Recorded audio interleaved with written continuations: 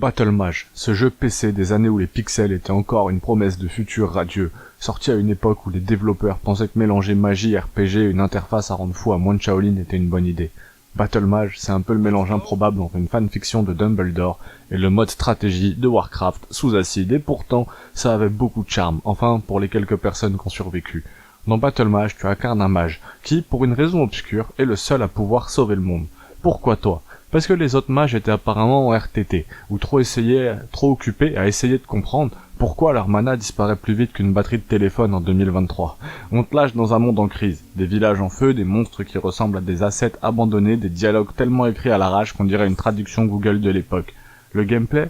Imagine un RPG, où tu peux tout faire. Lancer des boules de feu, invoquer des squelettes, tu peux vendre des items dans des villes, et mourir bêtement, parce que t'as cliqué trop de fois sur une mauvaise icône. Les contrôles, c'est un peu compliqué, c'est une énigme, le système de magie, c'est une torture, tu passes plus de temps à chercher tes sorts dans un menu qu'à les utiliser contre les ennemis. Battle Mage, c'est l'école du gaming, tu ne t'amuses pas, tu apprends à souffrir. Et parlons des quêtes. Va tuer les gobelins, ramasse cette aire magique, sauve cette idiote PNJ qui a décidé de se promener en slip dans une forêt infestée de trolls. Le tout avec une carte qui te donne l'impression qu'elle a été dessinée par un enfant de 5 ans qui venait de découvrir Paint. Le graphisme, une œuvre d'art abstrait, les textures sont très floues, les couleurs criades, et les animations, on dirait des personnages qui dansent la Macarena à chaque fois qu'ils bougent. Mais bon, c'est un peu kitsch, mais ça donne du charme au vieux jeu. On a presque l'impression que les monstres ont été conçus par quelqu'un qui n'a jamais vu de monstre de sa vie. Mais bon, qui a entendu des petites descriptions de très loin. Si tu penses que la magie c'est le cœur du jeu, détrompe-toi, c'est vraiment les bugs. Les sorts explosent dans ta figure sans raison, les ennemis se téléportent à travers les murs, et les sauvegardes corrompues te font recommencer une partie entière. C'est pas des défauts, c'est une fonctionnalité. Rien de tel pour renforcer ton sang-froid et ton amour pour le gaming. Mais malgré tout, Battle Mage, je lui tape un peu dessus, mais c'est une relique. C'est un jeu qui est vraiment cool, qui va te rappeler que le plaisir ne réside pas dans la perfection, mais dans l'expérience chaotique qu'il offre. Beaucoup de frustration, beaucoup de rire nerveux, beaucoup d'émerveillement face à l'ambition maladroite d'un jeu qui voulait tout faire, mais qui n'a réussi qu'à faire n'importe quoi.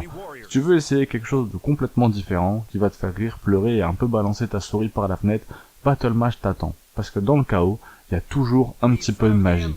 C'est un jeu vraiment à l'ancienne, qui a beaucoup de charme.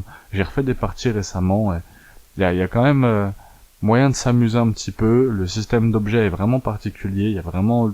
On peut vendre des items dans des villes, il y a plein de choses très intéressantes, surtout pour l'époque, donc n'hésitez pas à aller faire un petit coup d'œil, n'hésitez pas à aller regarder tout ce que je fais sur la chaîne. The Shadow of the Phoenix. Ce titre sorti en 2004 a décidé de mélanger deux genres dans un shaker en criant « Pourquoi choisir entre RPG et STR? Prenez les deux, fermez-la. » C'est comme si on t'offrait une pizza au chocolat.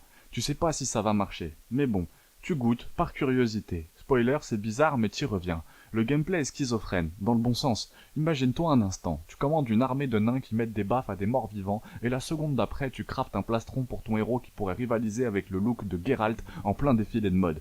Ce jeu te force à avoir un cerveau en mode multitâche. Les phases STR, du classique efficace. Construis une base, collecte des ressources, balance une armée sur la gueule du type d'en face, mais attention, ici les unités ne sortent pas d'une caserne magique, non. Chaque soldat, chaque paysan, a été littéralement invoqué à partir de ton mana. En gros, ton héros devient un manager d'intérim en pleine crise de surmenage. Les phases RPG, là on touche à quelque chose de savoureux. Ton héros, ou plutôt tes héros, parce que oui, on peut en gérer plusieurs, évolue dans un monde gigantesque, rempli de quêtes, de loot, de lore. Tu peux te spécialiser dans la magie, le combat ou devenir hybride, mage combattant avec des statistiques qui crient « Faites vos jeux, rien ne va plus ». Le pitch. Un sorcier mégalomane qui veut devenir immortel et anéantir le monde. Classique. Mais ce qui suit, c'est un millefeuille narratif où chaque nouvelle quête te balance une révélation. En gros, ce jeu est plus dense qu'un roman de Tolkien, et chaque PNJ a un discours plus long qu'un monologue de théâtre. Mais on aime ça, parce que le lore de Spellforce est un buffet à volonté de fantaisie. Elfautin, narraleur, mort-vivant psychopathe, tout le monde est là, prêt à se foutre sur la gueule. Les graphismes d'époque, qui vieillissent comme un vin douteux. En 2004, c'était beau, les arbres étaient verts, l'eau scintillait, les bâtiments avaient des textures qui faisaient wow. Aujourd'hui, le jeu a le charme rétro des vieilles 3D anguleuses. Mais honnêtement, ça marche encore.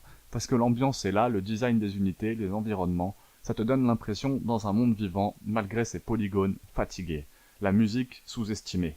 Elle donne de l'importance. Ici, une bande-son, les compositeurs se sont surpassés. Chaque bataille, chaque exploration, chaque dialogue entre deux PNJ, bizarre et sublimé par des musiques qui te donnent envie d'écrire des poèmes. Spellforce, The Shadow of the Phoenix. C'est ce genre de jeu qui te rappelle pourquoi les années 2000 étaient magiques. Des développeurs qui osaient mélanger les genres. Des scénarios qui se prenaient au sérieux, mais pas trop. Une volonté de créer un univers qui te prend aux tripes. C'est pas parfait, parfois c'est lent, parfois c'est frustrant. Mais au final, tu te surprends à te relancer une partie en disant « Allez, encore une mission et j'arrête ». Un monument de nostalgie pour les vétérans. Une pépite pour les curieux.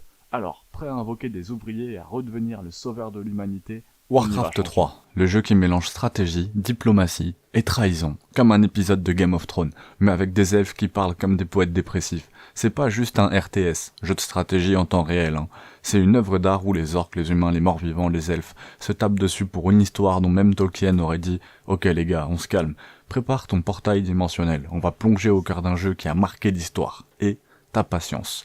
Le scénario de Warcraft 3, c'est une telenovela fantasy. Ça commence avec Arthas, ce prince blondinet, en armure rutilante, qui décide que la meilleure façon de sauver son peuple, c'est de massacrer tout le monde et devenir le roi des morts-vivants. Chef-d'œuvre. Ajoute ça à Thrall, le chaman orc, qui rêve de créer une république d'orcs solitaires. Sylvanas, l'elfe badass qui devient la reine des Banshees parce qu'elle a perdu un bras de fer contre Arthas. Et Illidan, le démon, ou elfe, ou les deux.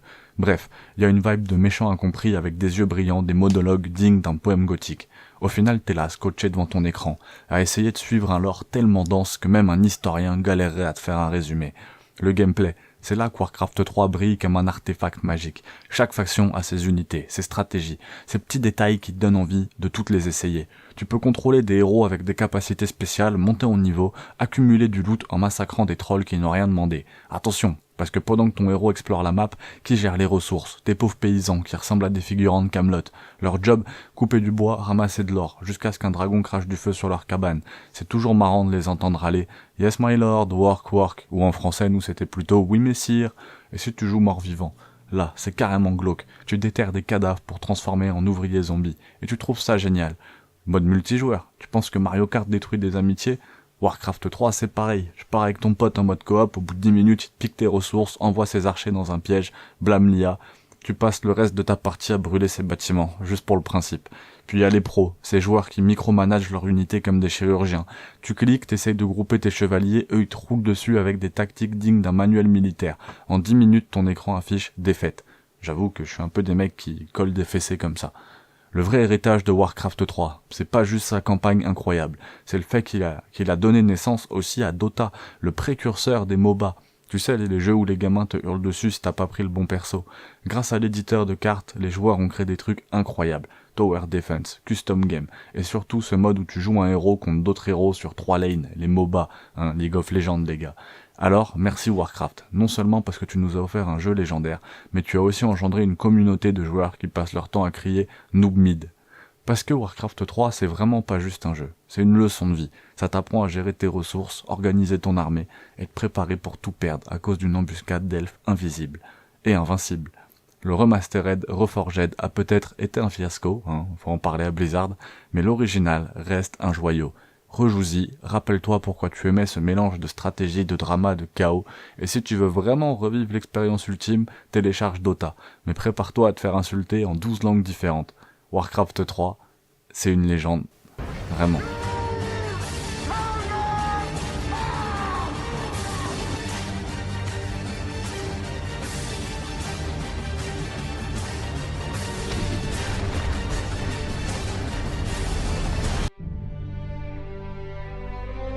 Le Seigneur des Anneaux, la bataille pour la Terre du Milieu 2. Je suis très content de vous en parler parce que je vous ai parlé du 1 hier. Ce jeu, c'est un peu comme retrouver un vieux grimoire poussiéreux qui sent l'épopée et la sueur des orques. Sorti en 2006, déjà, ce STR signé EA Games est la suite d'un premier opus déjà culte. Mais cette fois-ci, ils ont lâché les chevaux de Rohan. Plus de factions, plus de liberté, plus de chaos sur la carte. Replongez avec moi dans cet univers avec l'enthousiasme d'un hobbit qui découvre un buffet à volonté. Là où le premier nous faisait revivre les batailles emblématiques des films, le 2 nous embarque dans les affrontements inédits du Nord. On joue les elfes de la Lorient, les nains des montagnes solitaires, je suis pas sûr que ce soit ça le nom des elfes, mais et même la horde démoniaque de Sauron. Les campagnes opposent les peuples libres aux forces des ténèbres, des maps plus ouvertes, un level design qui te donne l'impression de diriger une véritable armée de figurines Warhammer vivantes. Et parlons de la création de forteresses. Tu peux construire des murailles, poser des tours, et préparer des défenses comme un vrai architecte de Minas Tirith. Ça ajoute une couche stratégique qui te fait sentir comme chez Denethor, mais en moins dépressif et sans te jeter en haut d'une falaise en feu.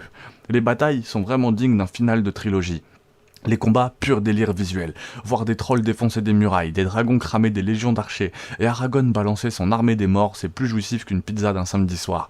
Les pouvoirs des héros sont réellement impressionnants. Gandalf peut favoriser des régiments entiers.